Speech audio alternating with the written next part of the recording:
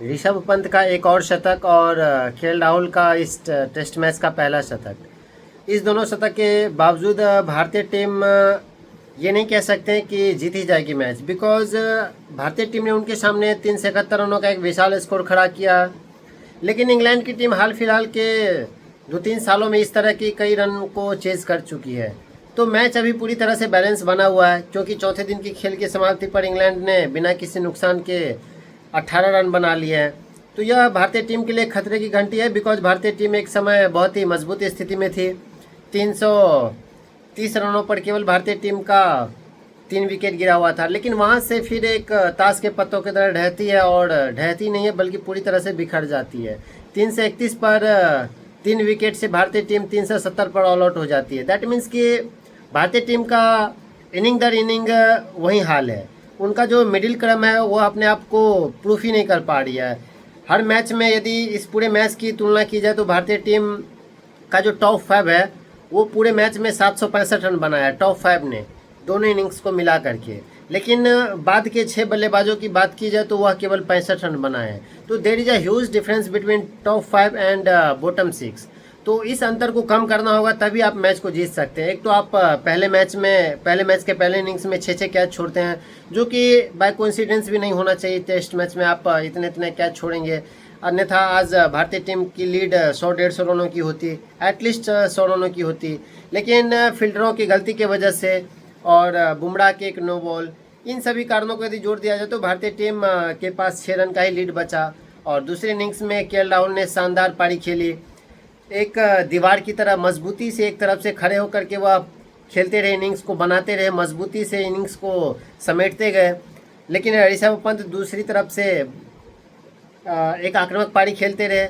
लेकिन इन सब के बावजूद भारतीय टीम का वो मेहनत, वो जो डिटर्मिनेशन था वो कामयाब नहीं होता हुआ नजर आ रहा है। बिकॉज 331 रन से आप ये उम्मीद कर रहे थे कि आज का खेल आपको एटलीस्ट पूरा खेलना चाहिए था।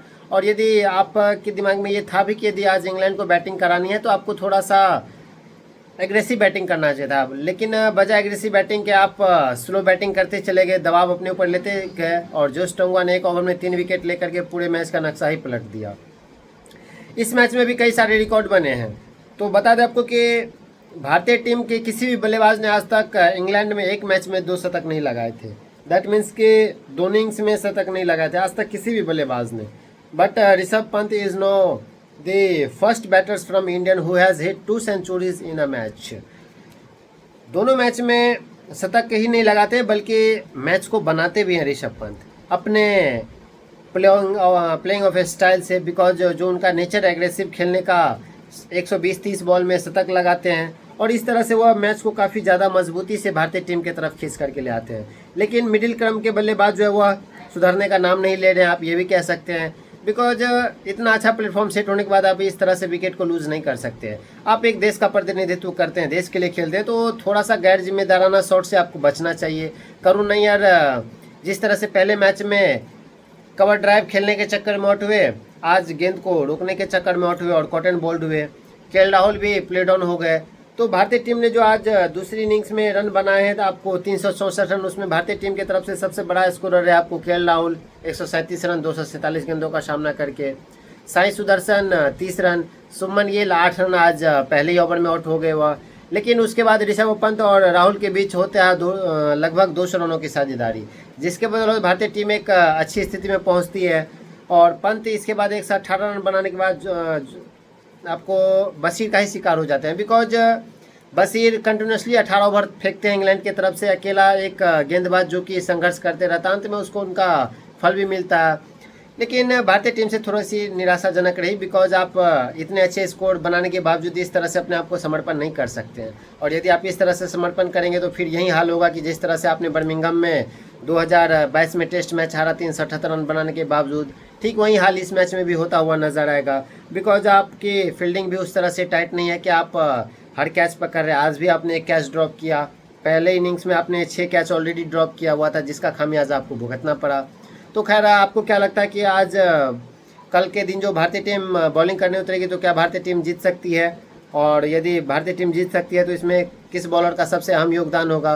बिकॉज चौथे दिन के खेल की समाप्ति पर इंग्लैंड ने जिस तरह से 21 रन बना लिए हैं, तो लग नहीं रहा है कि कोई ज़्यादा परेशानी अब होने वाला है, बिकॉज लीड्स के पिच एक ऐसी पिच है जो कि दुनिया में सबसे अलग है। बिकॉज दुनिया में आप किसी भी पिच पर देखेंगे तो पहले इनिंग्स के बाद दूसरे इनिंग, दूसरे के बाद तीसरे और चौथे इनिंग्स में क्रमशः जो बल्लेबाजी का औसत होता है वो घटता जाता है। लेकिन Leeds is one of those pitches in the world जहाँ की आपको इनिंग्स दर इनिंग्स बल्लेबाज की औसत बेहतर होती जाती है।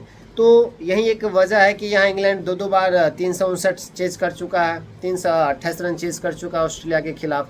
तो इंग्लैंड के माइंडसेट में ये भी होगा कि वह कर सकता है। यकीनन यदि इंग्लैंड के बल्लेबाज पूरी ओवर खेलते हैं कल तो 60 से 70 ओवर मैच खत्म हो जाएगा। तो यदि बल्लेबाजों को यदि भारतीय टीम को मैच जीतना है तो विकेट लेने होंगे, और एक अकेला जसप्रीत बुमराह कितने विकेट लेंगे। तो और भी जो गेंदबाज है उन्हें थोड़ा सा एग्रेसिव गेंदबाजी करना होगा, थोड़ा सा साथ देना होगा जसप्रीत बुमराह का, बिकॉज अकेला बुमराह 10-10 विकेट नहीं निकाल सकते हैं। एक पार्टनरशिप में गेंदबाजी करनी होगी, खास करके सिराज को, बिकॉज इतना लंबा समय हो गया इंटरनेशनल क्रिकेट में और आप अभी तक सही लाइन लेंथ नहीं फेंक पा रहे हैं।